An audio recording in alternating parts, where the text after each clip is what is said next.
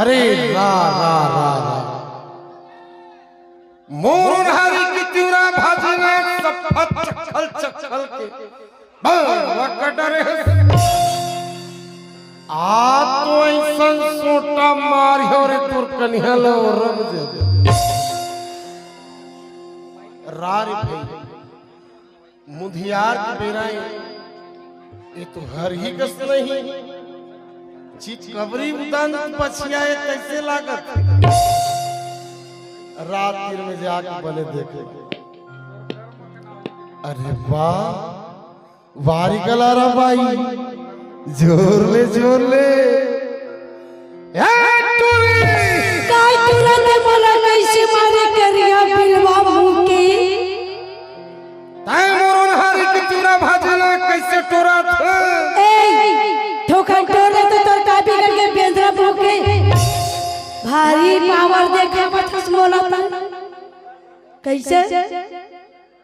तोर बाप के खेते का हां तोर दादा के खेत के ता तो ठोकर टोर ले हम का होगी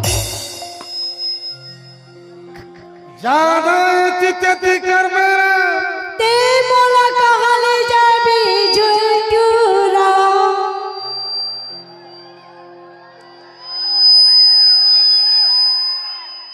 कहां ले जाबी झुटूरा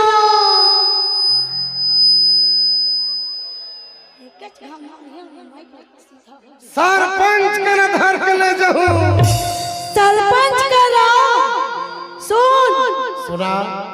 मैं ये गांव के सरपंच लेना मैं पहली से कब के मैं पटा के रख चुके अरे सरपंच ना पटा डर हो तुम्हें दरोगा साहब कर लेके जाऊं ओ दरोगा साहब ने कहा था सुन सुना जब मोटरसाइकिल में दरोगा साहब आए थे ना मैं बोला काके था जानता टूरा काके थे नमस्ते दरोगा जी था मारे तोर मामला तो मोला गड़बड़ लागत है जोड़ीदार सुनबेगा बता तो लेता सुना देना ये देगा रोज मेगा तिवरा भाजी के बहाना में ना कैसे मोन से में गो कि तुलो एक नजर देके बड़ा जातो जोड़ीदार अधिक माया करता सो का कर भी ये बैठी चला ना तो ढेर सारा माया करती जी ए बही काय तुरा अरे महू तोला बड़ घुचो सब कोई देख के हंसा था बे हम मन को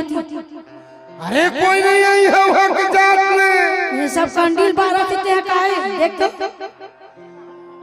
ये सोच मेढ़े ना हां ये दे एकरे पार